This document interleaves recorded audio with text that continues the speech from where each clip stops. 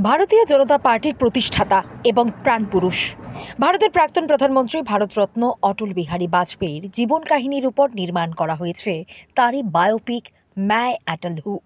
সারা দেশে প্রেক্ষাগৃহগুলিতে সম্প্রতি মুক্তি পেয়েছে এই ছবি। আগরতলার রূপসী প্রেক্ষাগৃহেও চলছে मैं अटल हूँ ছবিটি। এই ছবি দেখার জন্য প্রতি শোতেই ভিড় উপচে পড়ছে। বিশেষ করে বিজেপির নেতা নেত্রী এবং কার্যকর্তাদের ভিড় সব থেকে বেশি লক্ষ্য করা যাচ্ছে। मोदी सरकार बार-बार मोदी सरकार बार-बार मोदी सरकार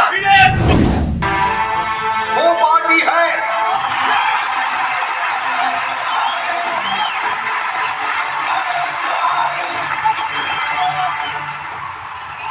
भारतीय जनता पार्टी वो पार्टी है, दिशा भी है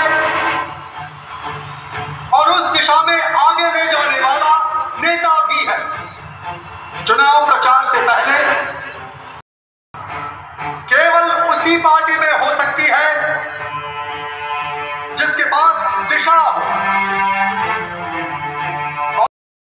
सत्ता में रह चुकी कांग्रेस आई को 197 सीटें प्राप्त हुई हैं। कांग्रेस से अलग हुए वीपी सिंह के नेतृत्व में